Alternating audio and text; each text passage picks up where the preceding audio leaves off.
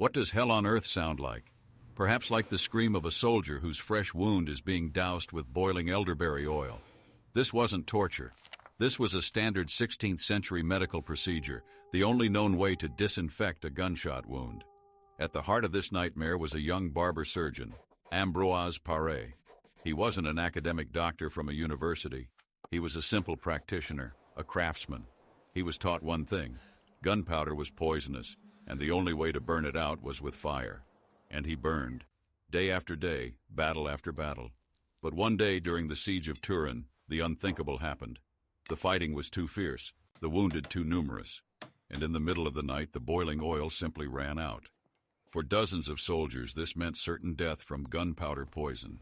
For Paré it marked the beginning of a night that would either bring him disgrace or forever change surgery. It was an era of iron and superstition, when a new god of war, the arquebus, appeared on the battlefields.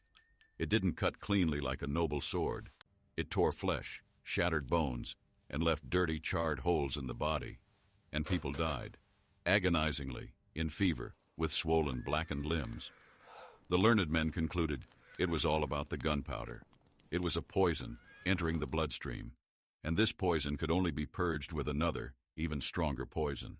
Thus, in field hospitals, cauldrons hissed and branding irons glowed red-hot. They treated like with like, fire with fire, pain with unbearable pain. A soldier might survive a bullet only to die from the treatment. For medicine of that era didn't save lives. It expelled evil at any cost. And there he stood, Ambroise Paré, facing the remaining wounded. The oil was gone. The rules were gone. No longer did he possess the sacred fire that expelled gunpowder poison.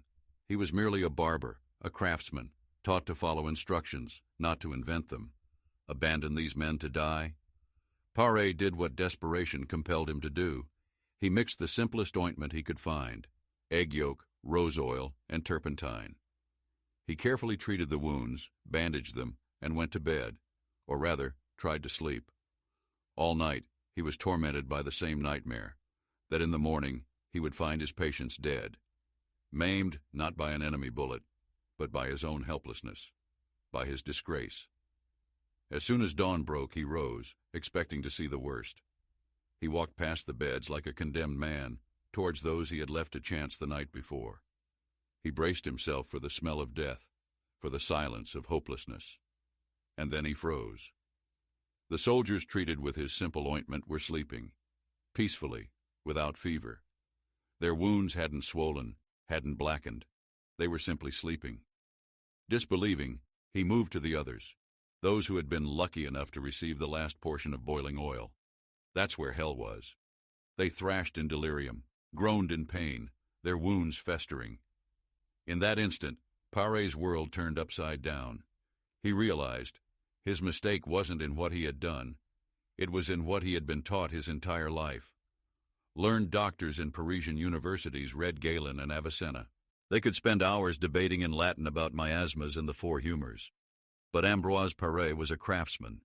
He was taught not to quote, but to observe.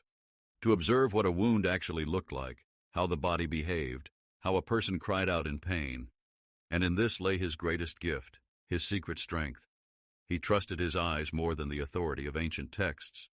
His genius wasn't in inventing a complex cure. It was in daring to ask a simple question. What if there was no gunpowder poison? What if it was just a jagged, dirty wound that needed rest, not to be burned to the bone?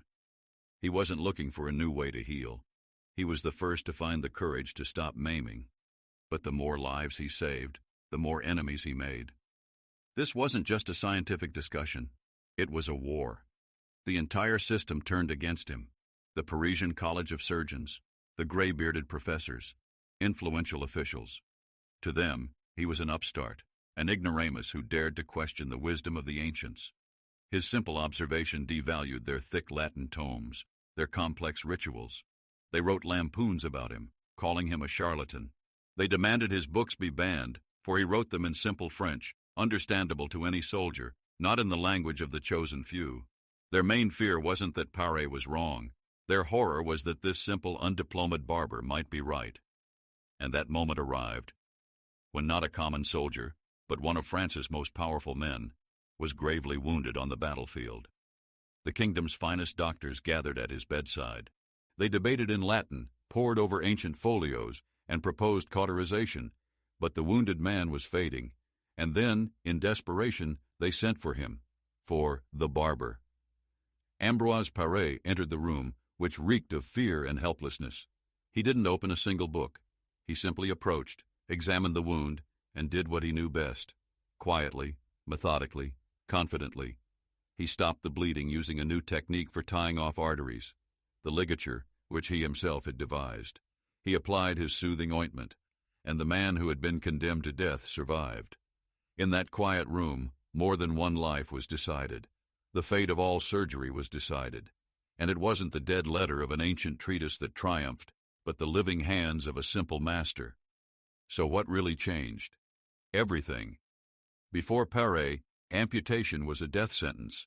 To stop the bleeding, red-hot irons were pressed against living flesh. Most died instantly from shock. After Paré came the ligature, a simple silk thread with which he learned to tie off vessels one by one, thread against fire, a chance at life against certain death. Before him, a soldier without an arm was merely a beggar, a cripple.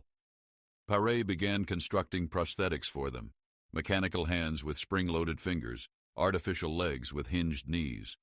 He didn't just save them from death on the operating table. He restored their dignity and the possibility of continuing to live. Surgery ceased to be an art of torture and for the first time became a craft of healing. This is what that ignorant barber accomplished. 4 kings ascended and descended the French throne, yet he remained at the operating table. The young barber, mocked by professors, became the father of modern surgery. And throughout his long life, he never learned to read Latin. He didn't need to, for his main textbook was always before him, the living, suffering human body. He simply looked at it more intently than others looked into their books. This was the whole secret, the simplest and the most complex.